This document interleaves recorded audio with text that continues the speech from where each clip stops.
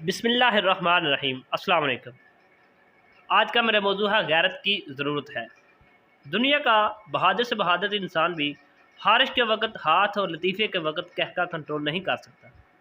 ज़हीरुद्दीन बाबर ने अपनी तमाम फतवाहत को आदी और दो ज़ाती जंगों को वो पूरी फतवाहत करार देता दिया करता था।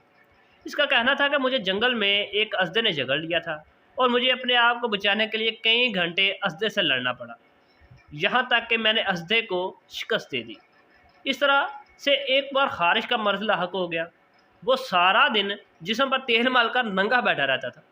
बीमारी के इस आलम में इसे अपने दुश्मन शुबानी खान से मुलाकात करना पड़ गई। इस मुलाकात के लिए इसने ना सिर्फ रेशमी लिबास शाही पहना, बल्कि वो एक पहर तक शुबानी खान के साथ गुफ्तगू भी करता रहा और इस दौरान इसने जिस्म के किसी हिस्से पर भी खारिश नहीं की। इसका कहना था 4 घंटे तक खारिश बर्दाश्त करना एक फ़तह थी, अस्दे के साथ लड़ना दूसरी फ़तह थी और बाकी तमाम फतवाहत आदी थी। और रह गया लतीफ़ा, तो इसके बारे में कहा जाता है, आप ज़ब्त और बर्दाश्त के कितने ही माहिर क्यों ना हो, आप बर वक्त और अच्छे लतीफ़े पर हंसे बगैर नहीं रह सकते। आप अगर कहका ज़ब्त कर लें तो आप मुस्कुराने पर मजबूर हो जाएंगे, और अगर आप मुस्कुराहट कंट्रोल कर लें तो भी आपकी आंखों का रंग ज़रूर तब्दील होगा, क्योंकि इंसान दुख और मुस्कुराहट दोनों कंट्रोल नहीं कर सकता। लेकिन चीन की क़यादत ने ये सारी बातें झूठ साबित कर दी। चीन के बानी माओ ज़ेतुंग बर्दाश्त की चोटी पर बैठे थे। कोरिया के साथ जंग शुरू हुई तो अपना अकलौता बेटा सबसे पहले जंग में भिजवा दिया। बेटे की नाश वापस आई तो ये कहकर रोने से इनकार कर दिया, मैं इस गम में अकेला नहीं हूँ। बेशुमार वालिदैन के बच्चे इस जंग में मारे गए हैं, मैं पहले इनके आंसू पूंजूंगा।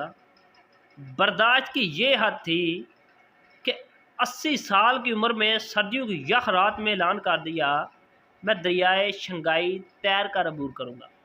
सारा शहर जनवरी की इस रात दरिया के किनारे इकट्ठा हो गया। बाबा जी पुल पर पहुंचे, कपड़े उतारे और मंजूम दरिया में छलांग लगा दी। मीलों तैर कर दूसरे किनारे पहुंचे और वहां से तैरते हुए वापस लौटे।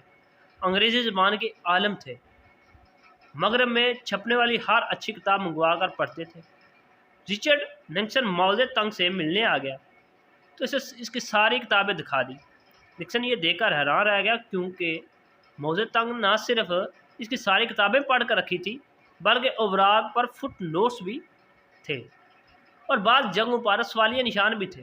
लेकिन इस तमाम तर अंग्रेज़ी दानी के बावजूद माओ ज़ेतुंग ने पूरी ज़िंदगी किसी दूसरे शख्स के सामने अंग्रेज़ी का एक लफ्ज़ भी नहीं बोला।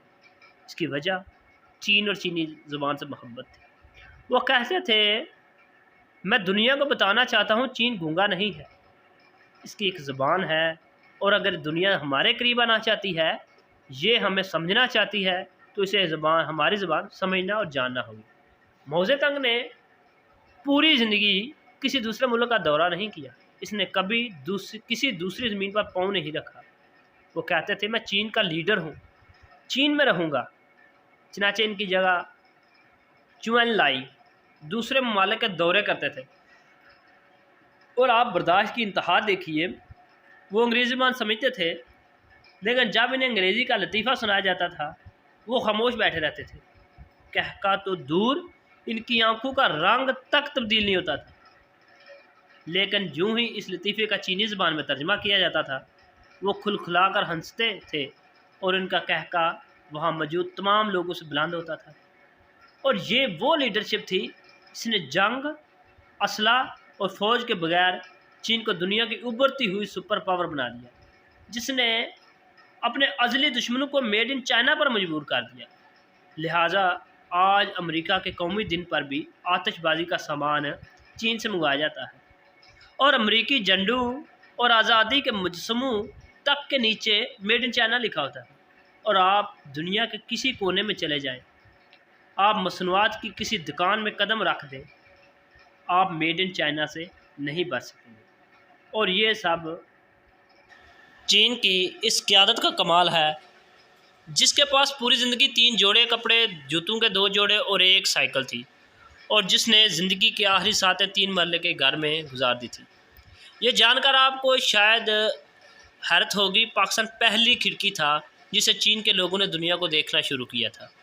PIA पहली इंटरनेशनल एयरलाइन थी जिसके जहाज़ ने चीन की सरजमीन को छुआ था और इस लैंडिंग पर पूरे चीन में जश्न मनाया गया था। पाकिस्तान ने अयूब खां के दौर में चीन को 3 जहाज़ फ़रोख्त किए थे। इनमें से एक जहाज़ मौजे तंग इस्तेमाल करते थे और इस जहाज़ पर आज भी कृषि बाय पाकिस्तान लिखा है।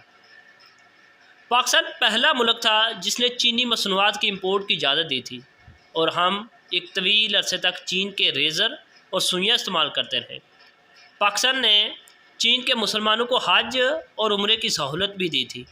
चीन के हाजी बसों के ज़रिए पाकिस्तान पहुँचते थे और पाकिस्तान इन्हें हिजाज़ मुक़द्दस तक पहुँचाने का बंदोबस्त करता था।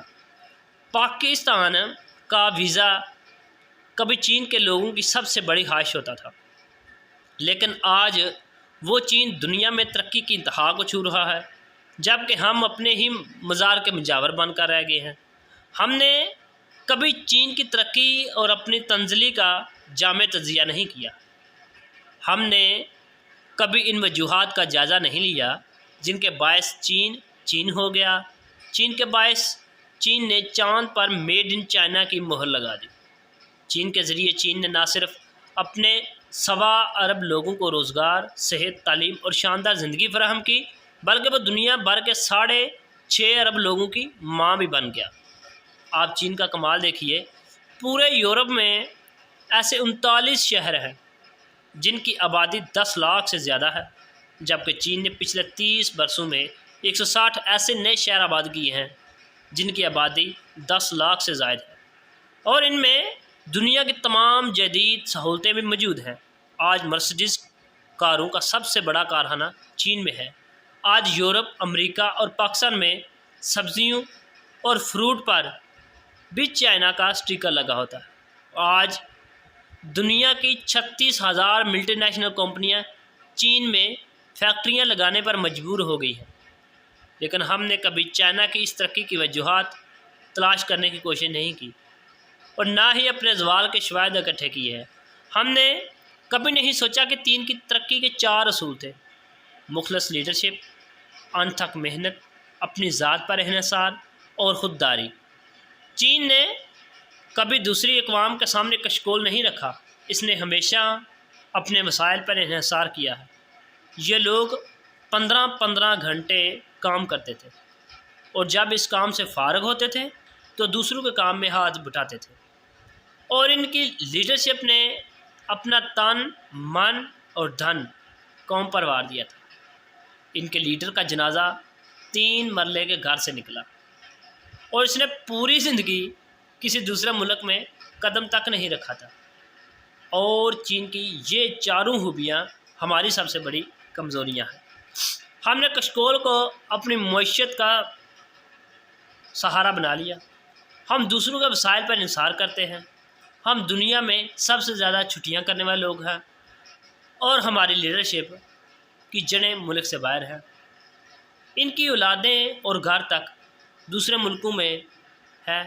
चनाचे हम आज अफ़गानिस्तान से लेकर रवांडा तक दूसरे मुल्कों के मोहताज हैं और हम सांस तक उधार की लेते हैं और हमें रोटी भी दूसरों के खुदा फराहम करते हैं। काश हम चीन के वज़ीर आज़म विन जियापाओ से अर्ज़ करते, जनाब आप हमें इमदाद ना दें, आप हमें इज़्ज़त की रोटी खाने और गैरत के साथ ज़िंदा रहने का दर्स दें। आप हमें मछली ना दें, आप हमें मछली पकड़ने का तरीका सिखला दें। काश हम चीन के लीडर से पाकिस्तान को चीन बनाने का गुर सीख लेते, क्योंकि कौमों को इमदाद और समझौते नहीं चाहिए होते, इन्हें इज़्ज़त और गैरत की गुट्टी दरकार होती है और हमने आज तक किसी से ये दौलत नहीं ली।